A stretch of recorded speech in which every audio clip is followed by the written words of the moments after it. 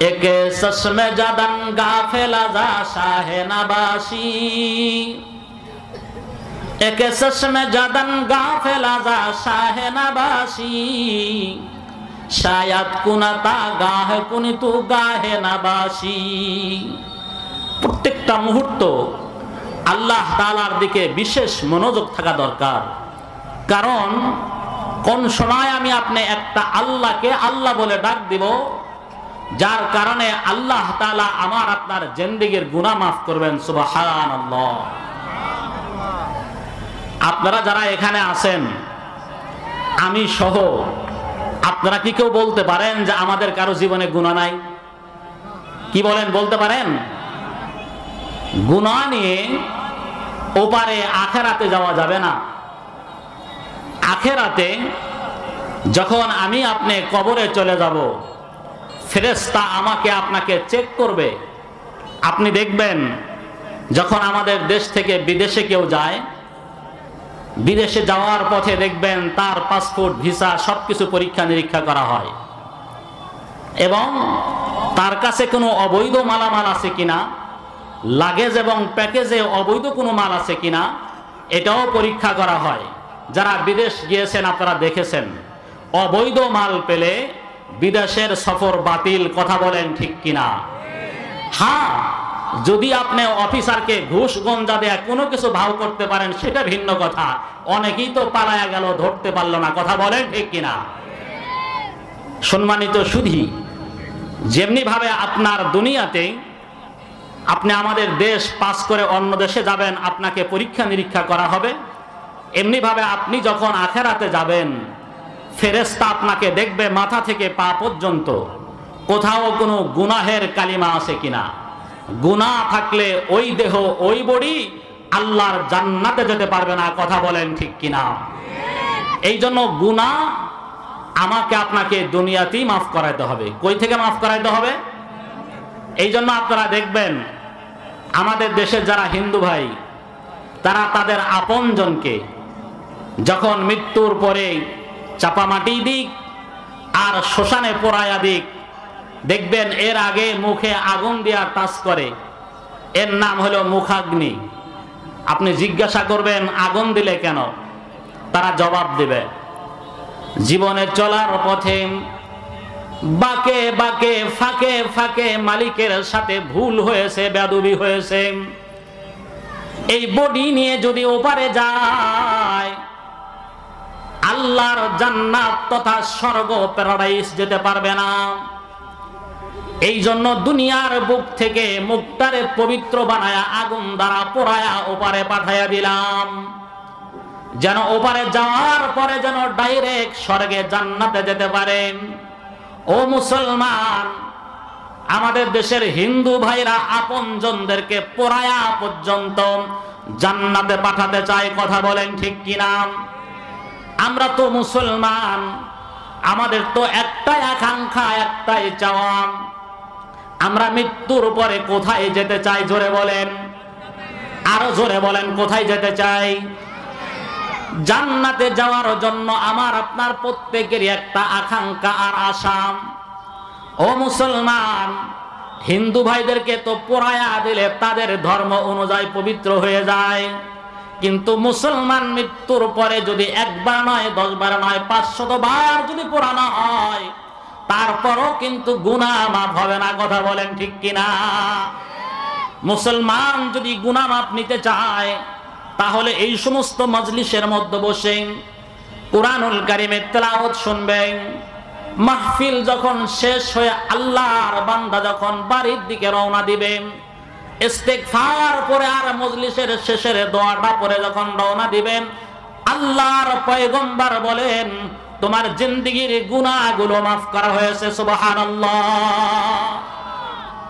এই জন্য এখানে বসে আমার আপনার গুনাহ মাফ হবে, এটা আমাদের বড় খুশনসিব। কথা বলেন ঠিক কিনা? সম্মানিত সুধী, আল্লাহ সুবহানাহু ওয়া তাআলা আমাকে আপনাকে অসংখ্য নিয়ামত দান করেছেন। কয়টি নিয়ামতের কথা বলবো?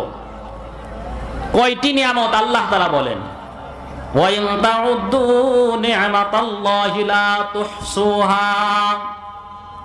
हफ्त दरिया हो के काली मखलूकत तमाम कलम जिंदगी भर लिखते रहो ना होगी तारीफ खत्म सद हजारा शुक्र तेरे आई मेरे परवरदिगार लुत्फ तेरे बेकेरानो फजलो तेरे बेशुमार हमदे बेहद मोर खुदाए पाकेरा आके इमा दादे मुस्ते खाके राम अल्लाहु আকবার জোরে বলেন।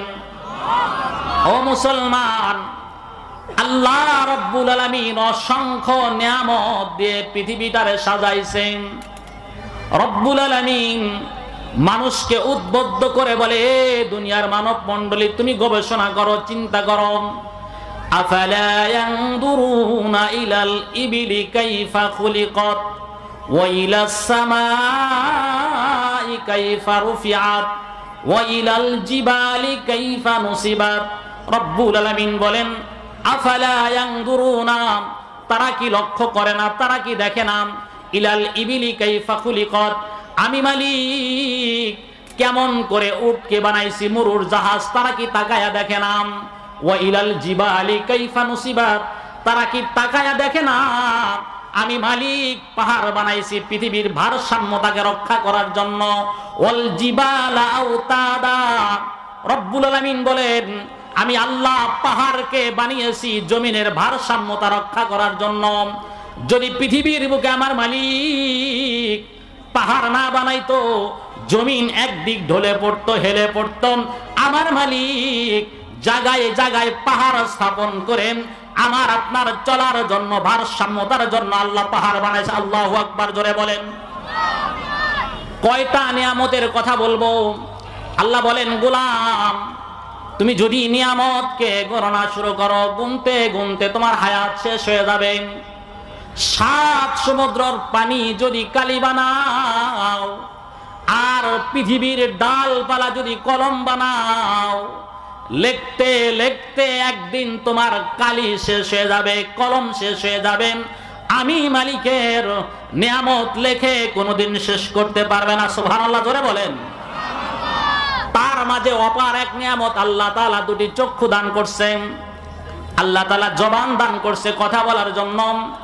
রব্বুল আলামিন বলেন, আলাম নাজআল লাহু আইনাইন ওয়া লিসানান ওয়া শাফাতাইন। আল্লাহ কয়, গোলাম তুমি কি দেখো না আমি মালিক তোমাকে 2টি চক্ষু দান করছি? বলেন তো চক্ষু দান করছে কে? আরো জোরে বলেন কে? আমার আল্লাহ। যদি চক্ষু না দান করতো আমার আল্লাহ, আমার গর্ভ থেকে আমাকে আপনাকে অন্ধ বানায়া হাতের মধ্যে ভিক্ষার থাল উঠায়া দিয়া বাজারের মধ্যে আমার আল্লাহ বসাতে পারতেন। কথা বলেন ঠিক কিনা? কাদেরে কুদরত দারি हर से खाही आकुनी मुर्दारा तू जाने बख्शी जिंदारा बे जाकुनी हस्ते सुल्तान ने मुसल्लम मरूरा निस्ते कसरा जहरा ये चो चेराम इन्नमा अमरुहु इदा अरादा शैअन अन यकुला लहु कुन फयकुन। আমার মালিক যখন চান তা হয়ে যায়।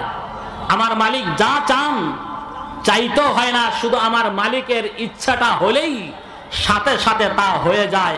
এই ক্ষমতা যার হাতে তিনি কে? আরো জোরে বলেন কে? আল্লাহ। সম্মানিত ভাইয়েরা আমার, আল্লাহ যতগুলো নিয়ামত দিয়েছেন, এইভাবে একটা একটা করে আমি যদি আপনাদের সামনে নিয়ামতের কথা বলি, আমার মতো একটা ছোট্ট মানুষ কয়েক ঘন্টা শুধু এটাই আলোচনা করতে পারবো যে আল্লাহ আমাকে আপনাকে কতগুলো নিয়ামত দান করেছেন। আল্লাহ যতগুলো নিয়ামত দিয়েছেন তার মাঝে অন্যতম এক নিয়ামত হলো আল্লাহ তাআলা আমাকে আপনাকে মুসলমান বানাইছেন। কি বানাইছেন? কথা বলেন, কি বানাইছেন? মুসলমান বানিয়েছেন। মুসলমান বানিয়ে শেষ নয়, আখিরি জামানার পয়গম্বরের উম্মত বানাইছেন। আল্লাহু আকবার জোরে বলেন। এই উম্মতের দাম কত, এই উম্মতের ফজিলত আর মর্যাদা কত, বুখারী শরীফের 3213 নম্বর হাদিস। এই হাদিস থেকে আপনাদের সামনে আমি প্রমাণ দিচ্ছি এই উম্মতের দাম কত। সাহাবী আল্লাহর পয়গম্বর থেকে বর্ণনা করেন, এক ব্যক্তি চাকর নিল, বদলা নিল, কামলা নিল। নেওয়ার পরে কামলাকে বলেন, তুমি সকাল থেকে নিয়ে দুপুর পর্যন্ত আমার বাড়িতে কাজ করবা, এর বিনিময়ে আমি তোমাকে এক কিরাত দান করব, এক কিরাত দান করব। কিরাত কি? কিরাত আল্লাহর পয়গম্বরকে প্রশ্ন করা হয়েছে, মিসলু উহুদ, উহুদ পাহাড়ের পরিমাণ। ও মুসলমান, আল্লাহর পয়গম্বর সাল্লাল্লাহু আলাইহি ওয়াসাল্লাম বলেন, কোন ব্যক্তি কামলা নিল, নেওয়ার পরে বলল, তুমি সকাল থেকে নিয়ে দুপুর পর্যন্ত আমার বাড়িতে কাজ করবা, আমি তোমাকে এক কিরাত পরিমাণ সম্পদ দিব। লোকটা রাজি হয়ে গেল। আর একজনকে বলল, শোনো, তুমি জহর থেকে নিয়ে আসর পর্যন্ত আমার বাড়িতে কাজ করবা, আমি তোমাকেও এক কিরাত দিব। লোকটা রাজি হয়ে গেল।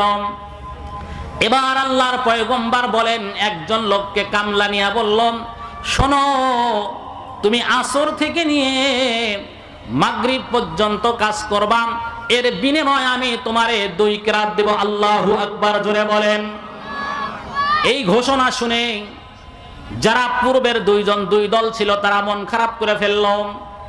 আল্লাহর পয়গম্বর বলেন, মালিক বলল, শোনো, আমি কি তোমাদের প্রতি জুলুম করেছি, অন্যায় করেছি, অবিচার করেছি? কয়, না না, তোমরাই তো রাজি হয়েছো, যার যার রাজি অনুযায়ী আমি তোমাদেরকে পারিশ্রমিক দিয়েছি।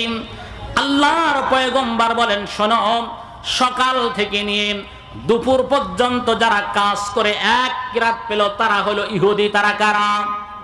জোরে বলেন, তারা কারা? আল্লাহর নবী বলেন, শোনো, দুপুর থেকে নিয়ে আসর পর্যন্ত যারা কাজ করলো তারাও পেল এক কিরাত, এরা হলো নাসারা। এরা কারা? আল্লাহর হাবিব বলেন, শোনো আমার উম্মতেরা রে, আসর থেকে নিয়ে মাগরিব পর্যন্ত অল্প সময় মাত্র কাজ করলো, বিনিময়ে পেল 2 কিরাত। এরা হবে আখেরি জামানার পয়গম্বরের উম্মত, মুহাম্মদুর রাসূলুল্লাহ সাল্লাল্লাহু আলাইহি ওয়াসাল্লামের উম্মত। আল্লাহু আকবার, জোরে বলেন। আল্লাহর পয়গম্বর বলে, শোনো, আমার উম্মতের হায়াত এমনটাই যেমন আসর থেকে নিয়ে মাগরিব পর্যন্ত অল্প সময়। এই উম্মতের এত দাম, এত দাম, আল্লাহর পয়গম্বরের খাতিরে আল্লাহ তাআলা উম্মতের দাম বাড়ায়া দিয়েছে। আল্লাহু আকবার, জোরে বলেন। আরো জোরে বলেন, আল্লাহু আকবার। আমার আপনার পয়গম্বর তো এমন পয়গম্বর, আমার আপনার পয়গম্বর তো এমন পয়গম্বর, আমার আপনার হাবিব যতক্ষণ পর্যন্ত কিয়ামতের ময়দানে সুপারিশ না করবেন ততক্ষণ পর্যন্ত কোন নবী পর্যন্ত সুপারিশ করার সাহসটা পর্যন্ত পাবে না। আল্লাহু আকবার, জোরে বলেন। আল্লাহ তাআলা অসংখ্য নিয়ামত আমাকে আপনাকে দান করেছেন, তার মাঝে একটি নিয়ামত হলো আল্লাহ তাআলা আমাকে আপনাকে আখেরি জামানার উম্মত বানিয়েছেন। এই জন্য আমরা শুকরিয়া আদায় করি। আবারও আলহামদুলিল্লাহ। আরো জোরে বলেন, আলহামদুলিল্লাহ।